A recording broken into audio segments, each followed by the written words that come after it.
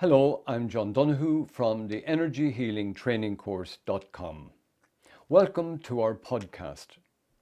With me today is Patricia Hesnan, one of the tutors on our course.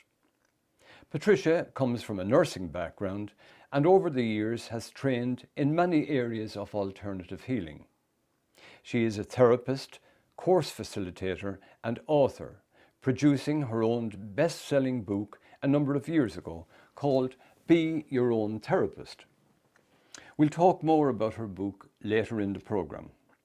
Her story is a journey of many ups and downs, tragedy, trauma and a determination to keep going and achieve great success even after her world disintegrated around her.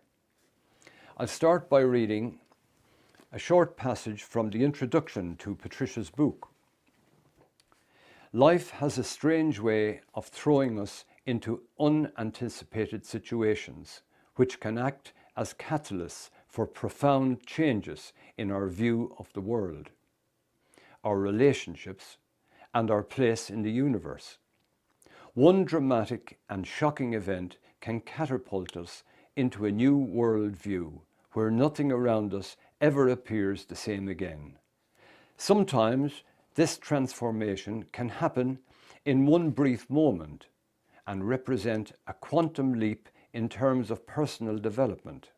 Let me first ask you a little about your background and your early career and how life led you to where you are now.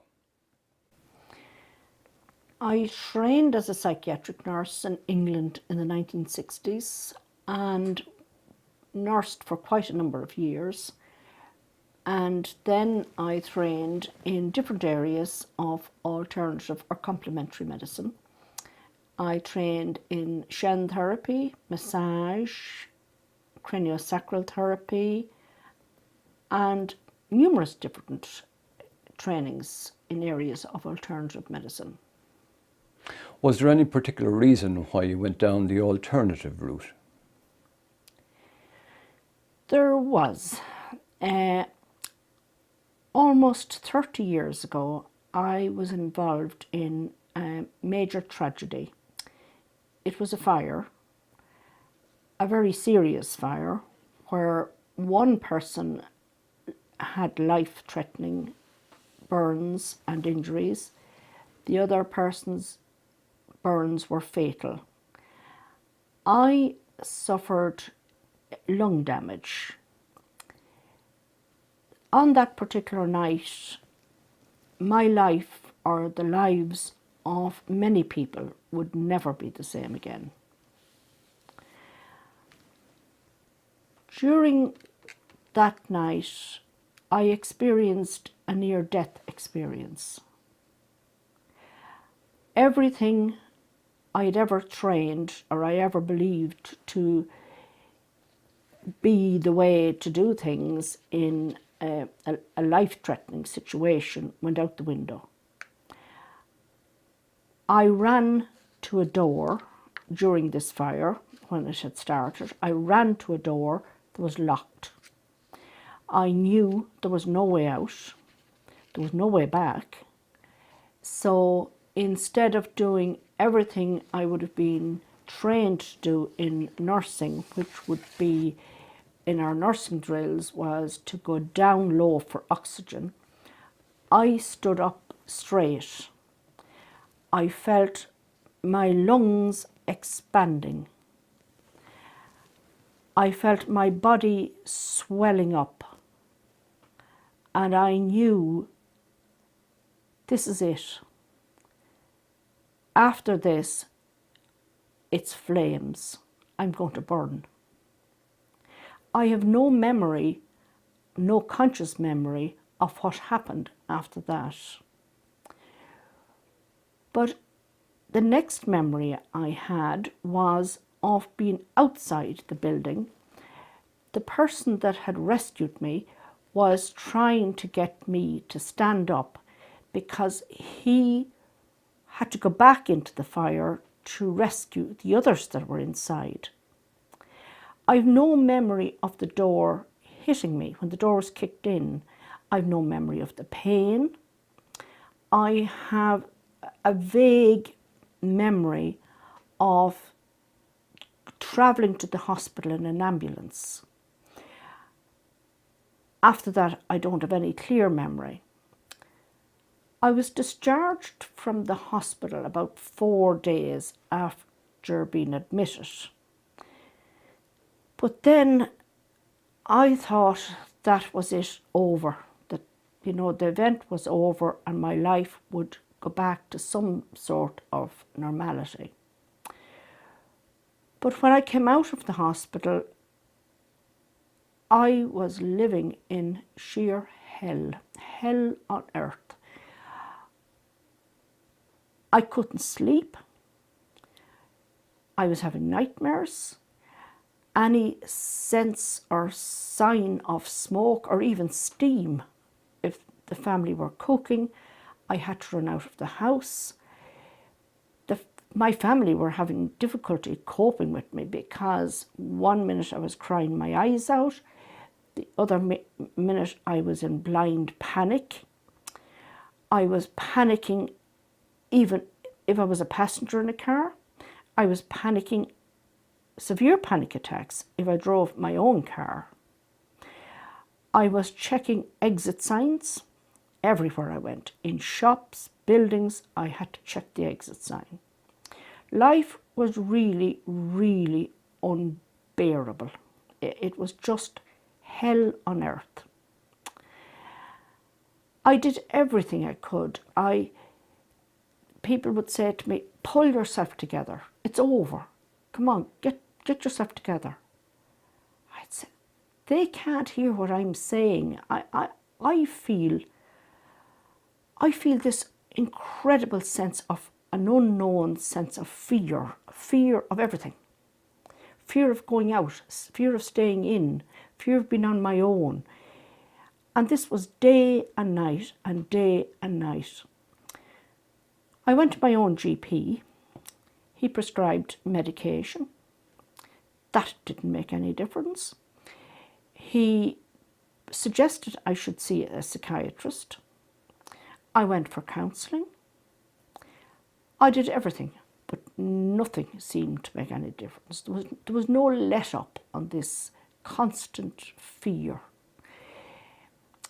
It all came to a head one night. I was constantly going round and round thinking, what if? If I did, if I didn't, should I have done? What would have made any difference? Why did it happen? Why me? How could one event have such traumatic effects on so many people? And I was trying to get my life back together again, and I went to a concert, a big concert. It was a very, very large venue. So I checked all the exit signs and I sat in an area where I could get out quite easily. And I was relatively calm. I was sitting there watching the concert.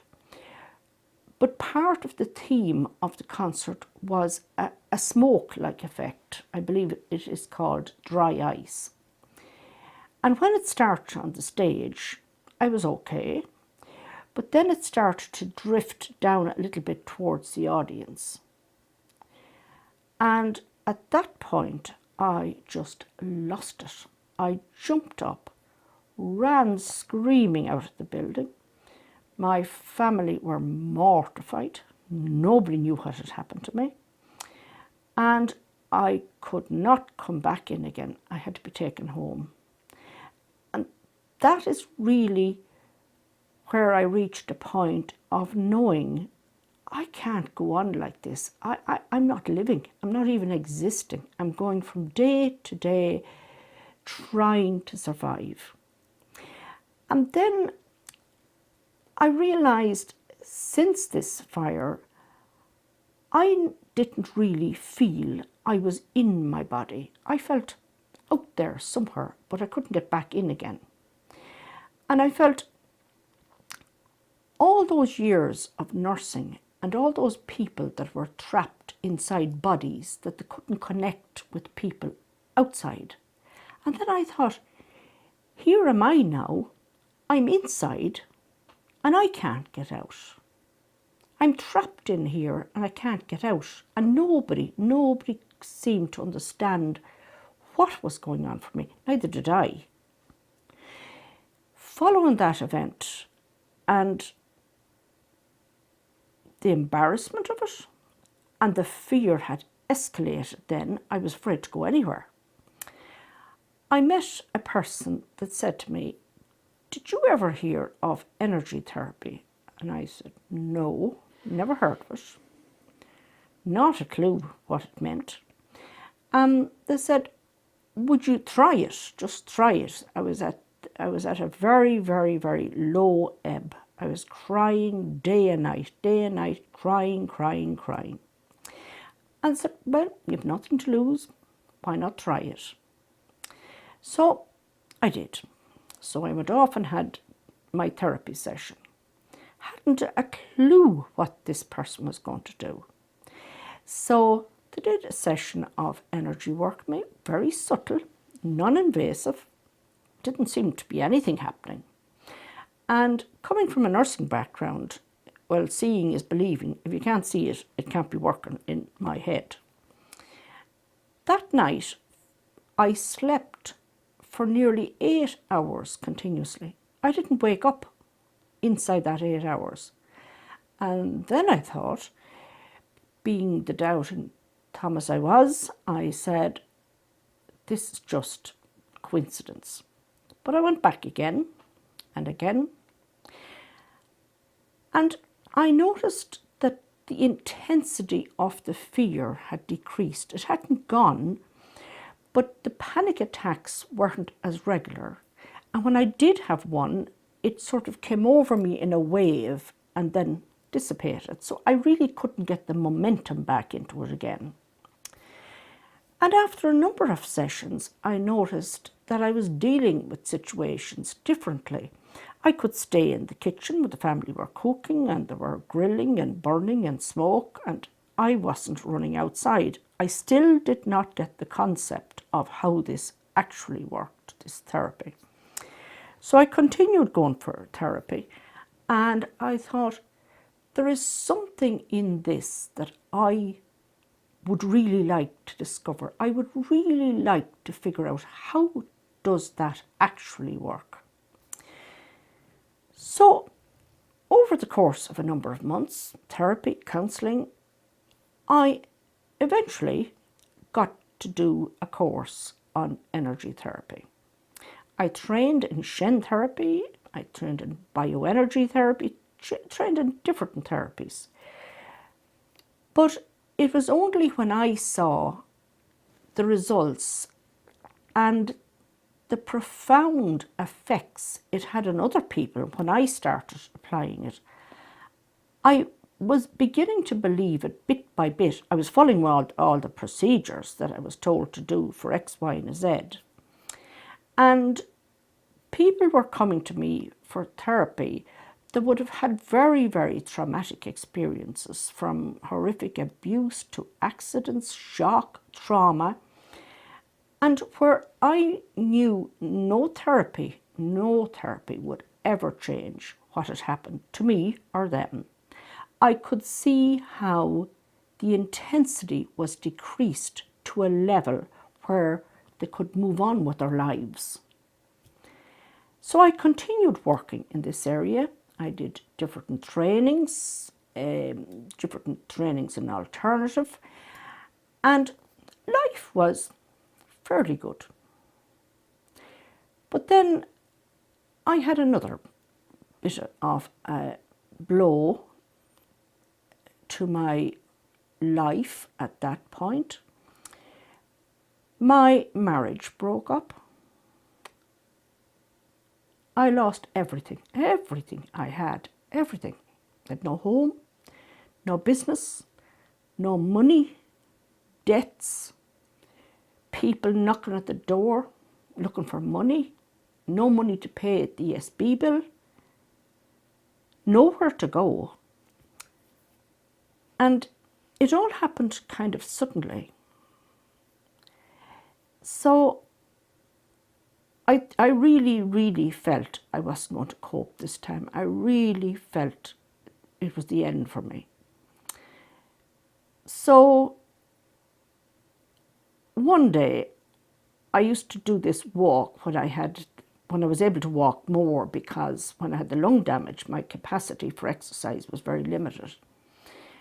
And I walked down to this little river. It was down a side road, and there was a little path into the river. And I thought, I'm going to end it all. I can't do it.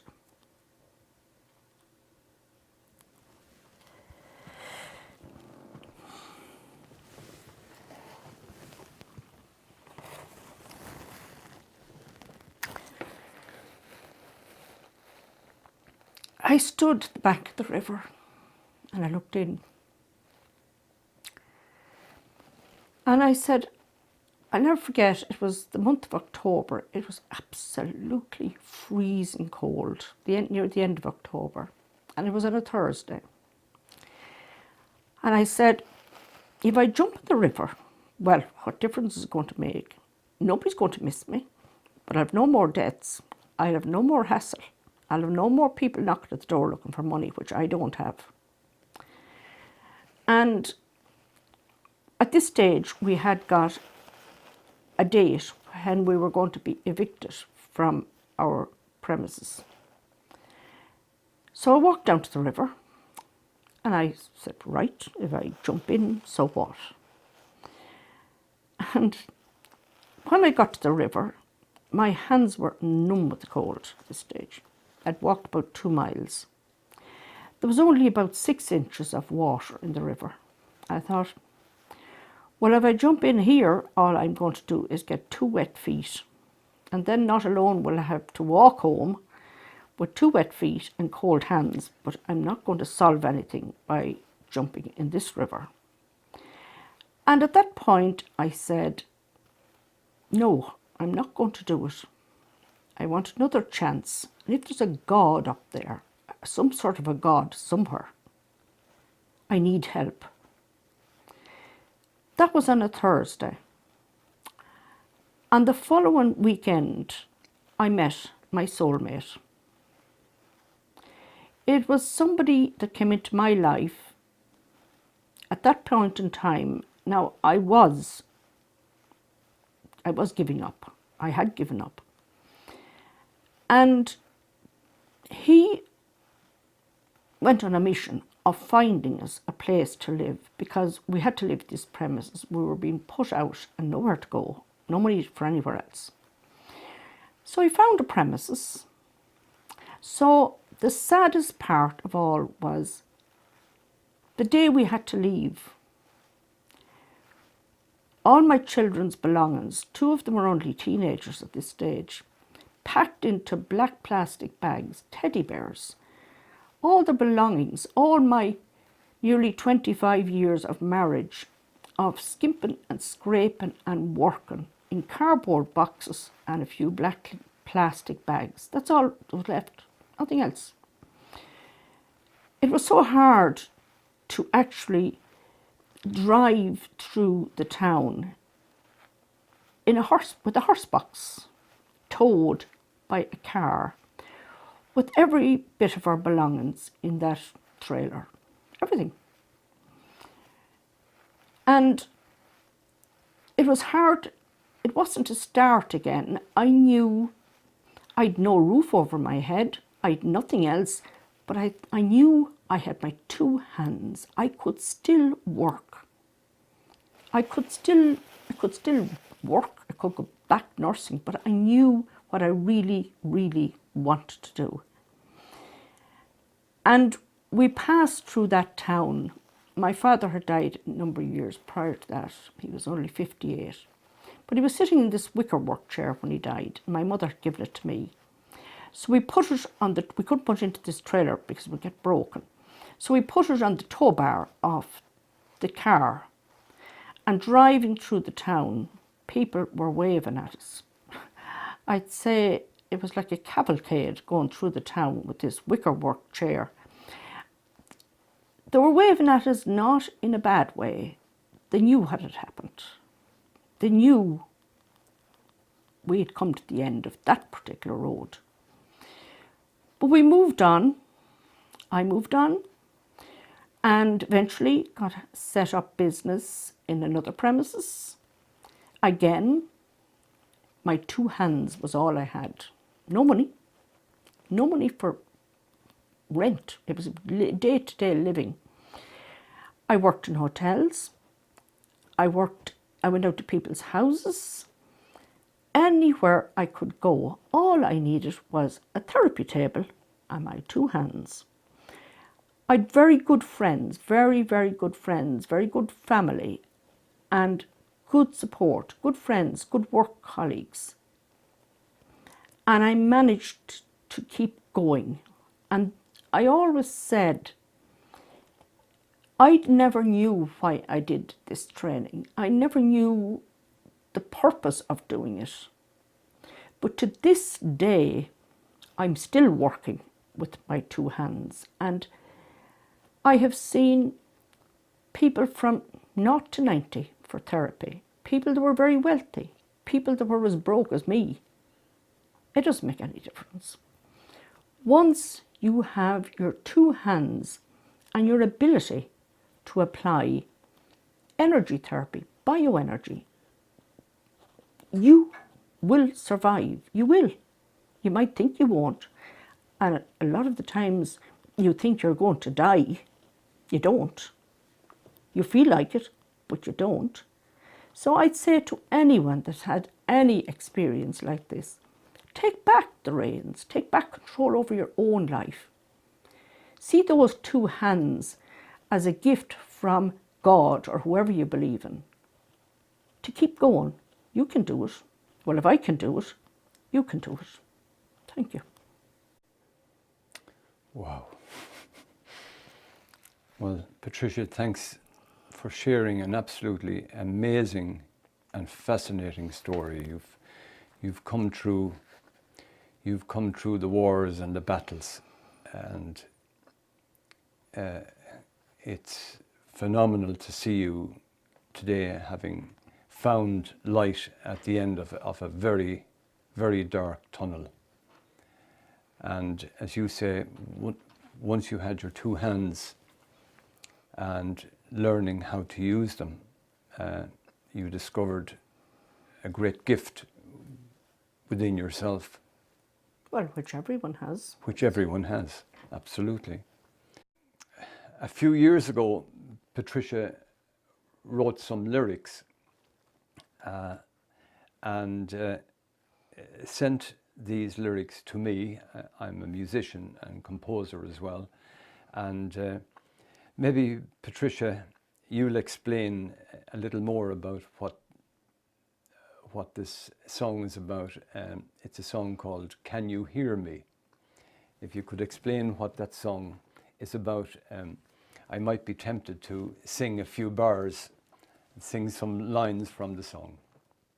The words, Can You Hear Me, came from situations in life where you're telling somebody a story and you know by their response that they're listening to you, but they cannot really hear what you're saying. And so many people came to me for therapy from horrific situations of abuse, physical, emotional, mental, sexual abuse. The hardest thing of all was they didn't feel heard. They didn't feel heard as children. They didn't feel heard as adults. And for many of us that go through sad or traumatic experiences and we tell our story, but we know by the response people give us that, yeah, they were listening all right, but they didn't really hear what I was saying. So based on that, I put some lines together and John put some music to it. So I think he's going to sing a few lines. No, we'll have a go. Can you hear me?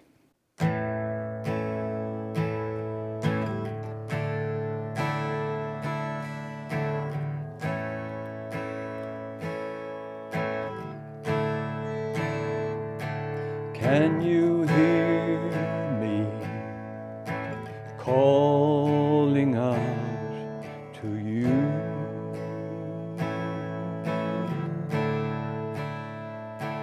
Can you hear me calling out to you?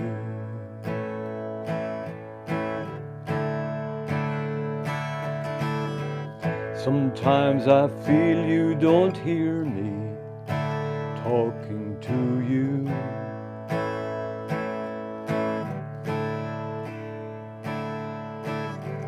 Sometimes I feel you don't see me walking with you.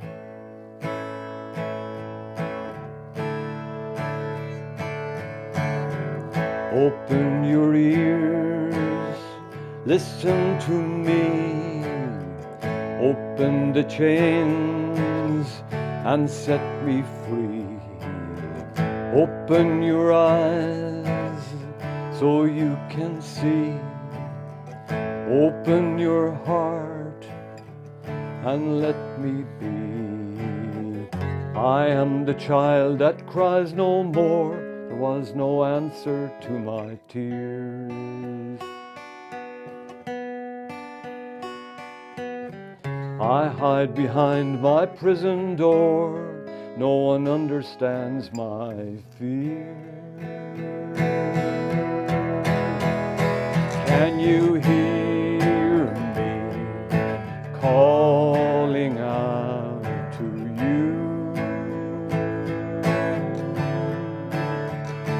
Can you hear me calling out to you?